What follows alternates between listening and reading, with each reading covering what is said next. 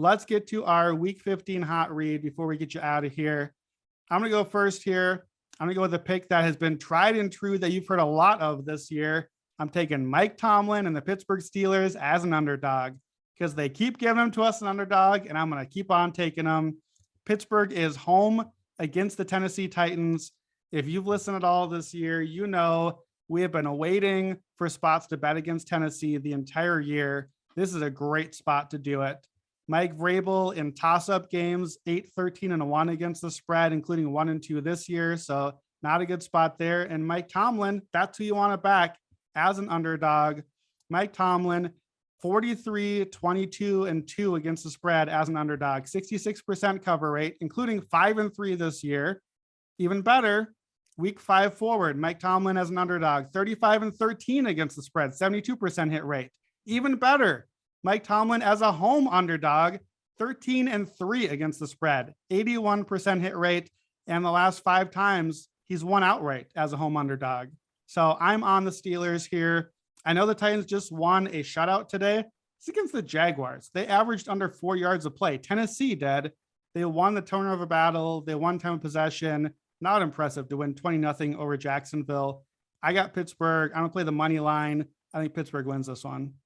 Oh, yeah, I'm not mad at that at all. I like that pick. Especially, I think Pittsburgh has really found something. Big Ben is in his final season, so I like backing them in this spot. I mean, anytime you can get Pittsburgh as an underdog, especially against a Titans team that really just, to me, they lack an identity.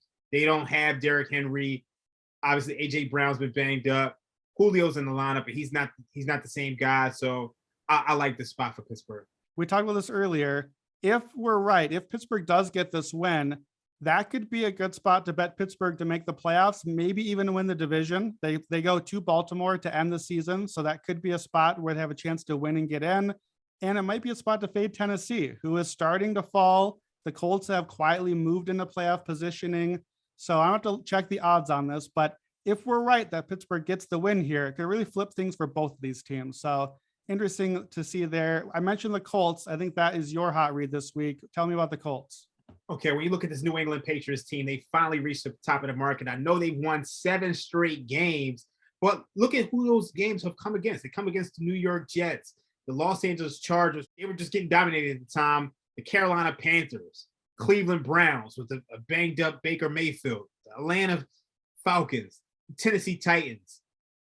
Obviously, they beat Buffalo, but they beat Buffalo at a time where you had severe weather conditions in the wind. And when you look at this New England defense, they could be passed upon. Obviously, even in the wind, Josh Allen was able to drive that team down, and obviously they couldn't get into the end zone, but he was able to move the ball in this Tampa Bay Buccaneers defense. Chargers had no problems passing on them. Dallas had no problems passing on them. Tampa Bay kind of passed all over them. I just think New England has found themselves in good situational spots. Even you look at that Buccaneers game, it somehow it's just, I don't know what Belichick does to the weather, but it was raining. And look, I think this Indianapolis Colts team is probably the best team they've faced in months. And they can run the ball, they can pass the ball, they have a solid defense. I think this is the come down to earth moment for the New England Patriots. They finally drop a game. So I'm taking the Colts. This line probably won't even be there. So I think I got to take this now.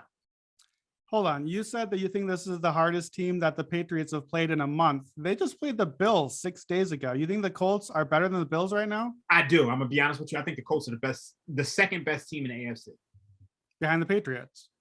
No, behind the Chiefs. Behind the Chiefs. Okay. All right. Well, that's very interesting.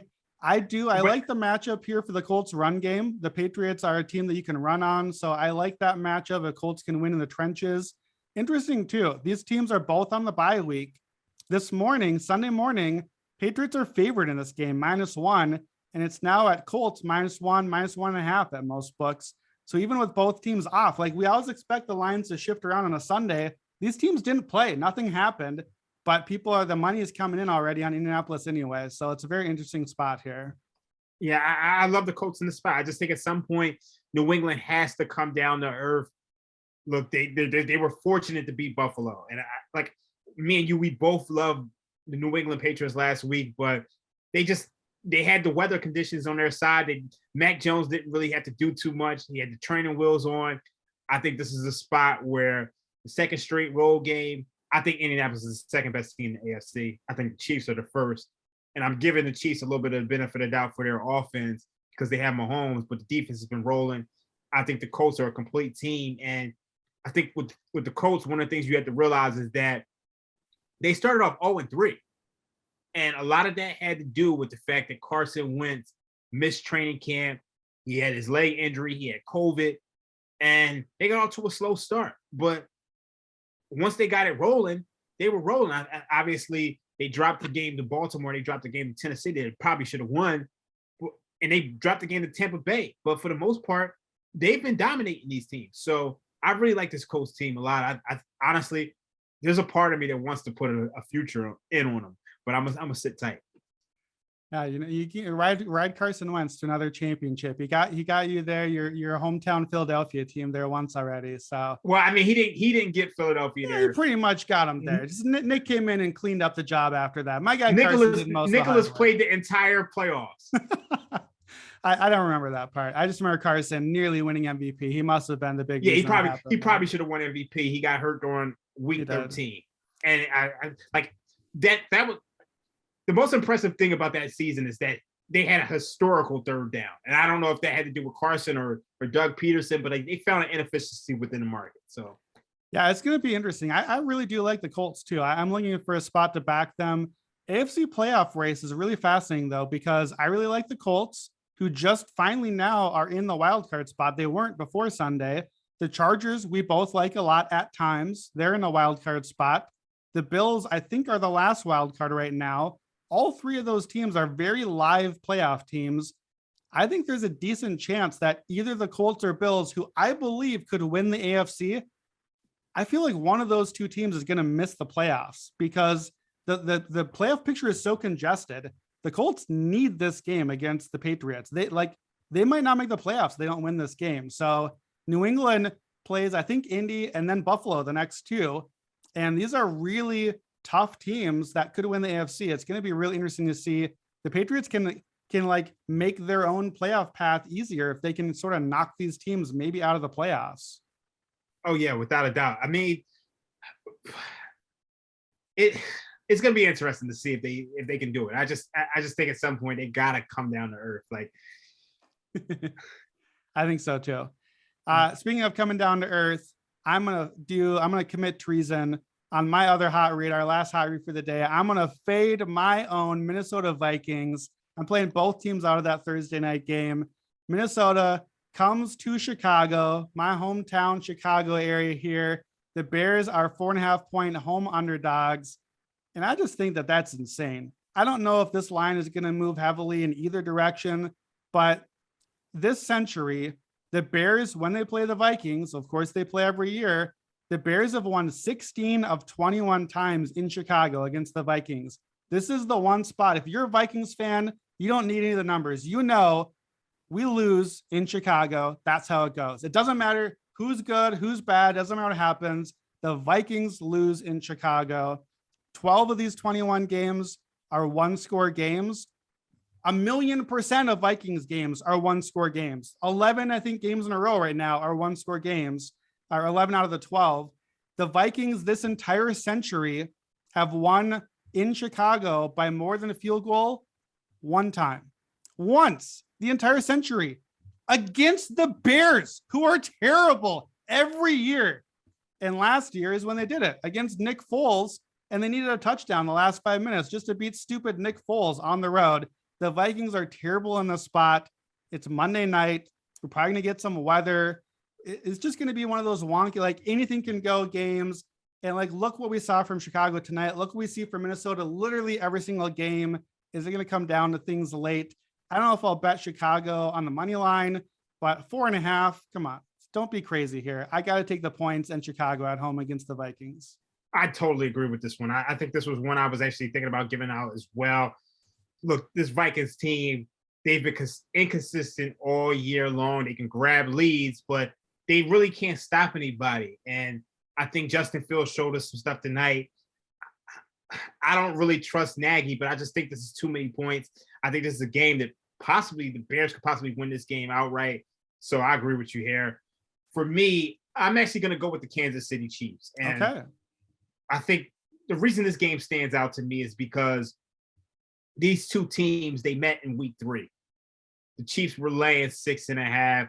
Now we're down to 3. And if you ask me, from that moment, these two teams have gone into two different directions. The Kansas City Chiefs are by far the better team. They have the better defense at this point in time. And you look at the Chargers, they've been dealing with injuries to everybody. So this team can't really stop anybody defensively. And obviously, you saw some sharp money hit the Giants this week.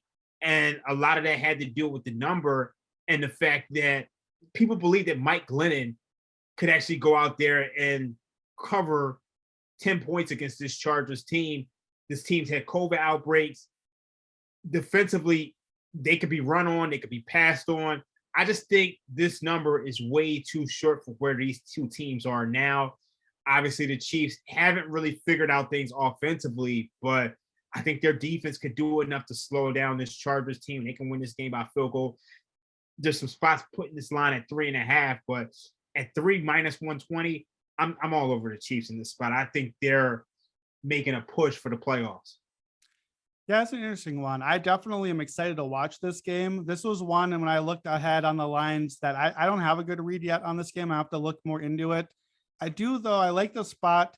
I like betting against the Chargers in LA because we know there's no home field advantage there. There's going to be Chiefs fans in the stands in that game. Like, it's going to be a Chiefs home game, basically. So until the Chargers fix that problem, we're going to keep getting these kind of like fake home field line advantages. So you're getting, like, if this was in Kansas City, this is nowhere near 3 points spread for Kansas City. Like, it's way higher in Arrowhead. So I think that the home, it's not the same as playing in Arrowhead in LA, but I think you're getting a little bit of extra points there on the spread. So I like the angle there. And yeah, it's interesting. I picked the Chargers to beat the Chiefs back when they pulled that upset. That was one of my favorite upsets of this year. And then that started this whole cover 2, the 2 deep safety thing. That was kind of started out of that Staley defense that game. But this is a very different Chiefs team now. And we're seeing them run the ball. We're seeing them defend. And suddenly I'm not sure if the Chargers match up quite as well as I liked them the first time around. So I don't have a good read on that one. I definitely am not excited about the 3.5 if that's all that's available. But if you've got a 3 out there, I don't hate that one. Yeah, I definitely don't want to lay 3.5, but I just don't trust this Chargers team at this point. So I kind of got to fade them. And I think this is a good spot to fade them. I didn't really want to, like, for me, I'm not touching a backup quarterback with the Giants on the Chargers. I know there was some sharp money on it, but I just think in today's NFL, you got to have a capable quarterback. And I just wasn't willing to do it. But I think in this spot, I'm all over the Chiefs.